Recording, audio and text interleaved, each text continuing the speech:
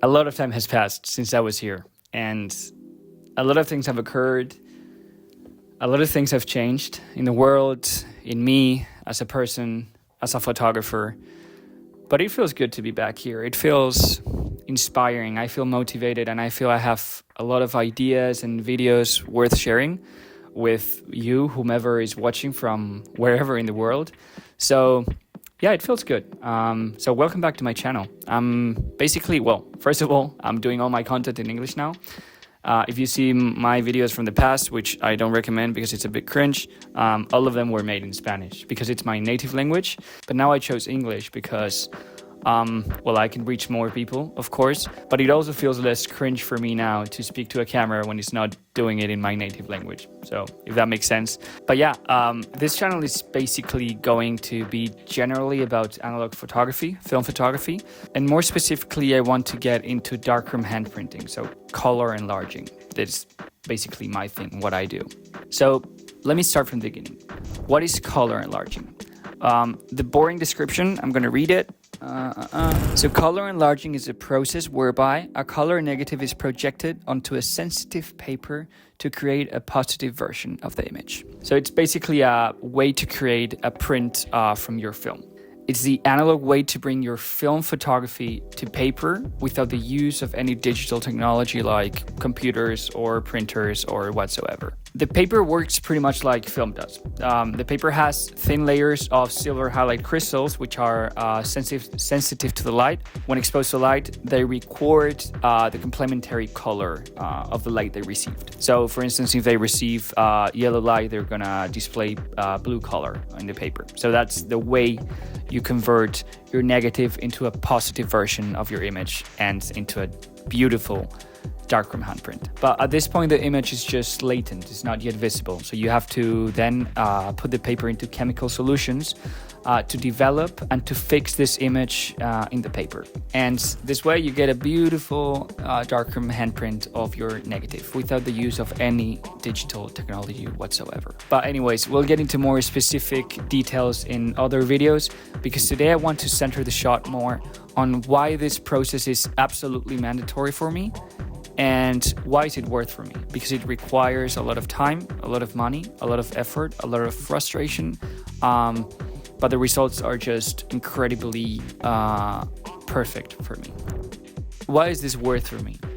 Well, apart from it being a very therapeutic activity, because you're constantly present and doing stuff with your hands, which is great, and also being a great way to connect with your work, connect with your photography and learn from it, really.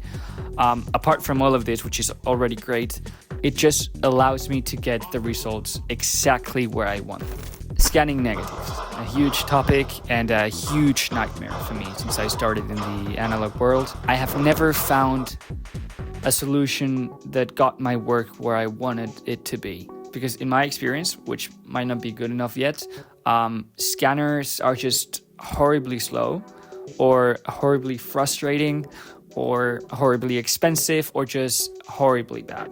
I have not yet found a solution that fits my needs. Even when I tried expensive scanners like Fuji Frontier or Noritsu, the results were just not there. They were too crispy, the colors were too inorganic. They just looked too much digital, if that makes sense. But one good day, I discovered color handprinting, color enlarging. With it, I am basically adding one more step into the analog process. So when I'm scanning negatives, what I'm doing is I'm scanning a negative file and then I'm doing a conversion, this inversion, converting into a positive in the digital world. So either the scanner or a program in my computer is going to do that for me. Whereas with color handprinting, what I'm doing is bringing that inversion back into the analog world.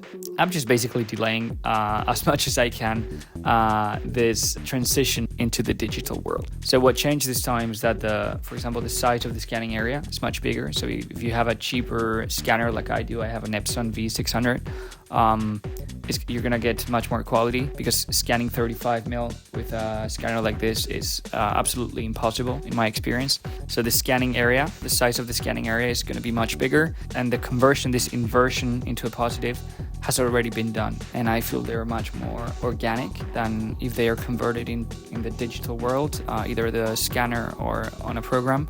Light Negative Lab Pro. And the texture of the paper is just so aesthetic, so beautiful. And I think the results and the comparison just allows you to see that. So yes, so I don't want to make this video too long. Let's jump straight to the comparison. I was in Cantabria this summer, and I took a beautiful picture from my two friends, Alo and Guille, when they were playing pool at Alo's country house. So I'm just gonna leave you some seconds with the two pictures on screen.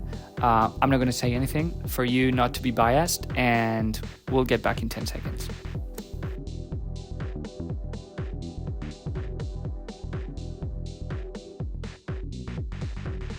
So as you've just seen on screen, crazy difference for being the same picture with two different methods. If you were wondering, the handprint is the one on the right side and the scan is the one on the left side. First, I want to say that taste and personal preferences play a huge role in this. So there's no universal truth, but for me, the handprint is just 100% better. When I first see these two pictures, what's popping to my eye first is density, texture, and finally colors. So on density, as you can see, the handprint doesn't have any pure whites or deep blacks. The tonal range it's very subdued, it's very flat, and the contrast is created by the colors rather than the light itself. This effect might come from a pre-flash that I do to the print. So basically gives a subtle density to these highlights areas that wouldn't normally receive any light and would keep the white of the paper itself. In the handprint, you can see that it appears soft and smooth, and it has even a dreamy look. In contrast, when you see the negative scan in the left, it just produces a sharper, crispier texture, this digital file. I think this comparison really emphasizes the organic feel of the handprint compared to the more digital look of the negative scan. And yeah, finally color. I mean, a lot of pre-adjustments and human intervention and human preferences come into play here. So yeah, there's a huge comparison. You see the handprint is much warmer and it's like red versus cyan. But I feel the scan captures more an unfiltered version of reality, more objective. Whereas on the other hand, the handprint kind of transforms the reality. It makes it look like a painting, like a dream. I think it's more artistic and the tones are softer, and yeah, it just has a more artistic depth.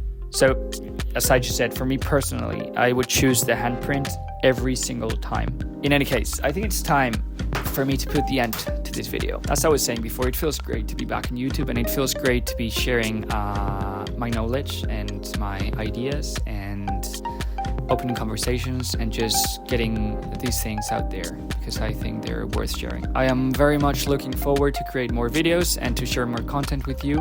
And if you have any kind of questions, I don't know, any kind of correction, any kind of insights, ideas, I'm always super happy to open conversations, meet new people, and yeah, help if I can in any way. So yeah, I hope you enjoyed this video today, and we'll see each other in the next one. Cheers.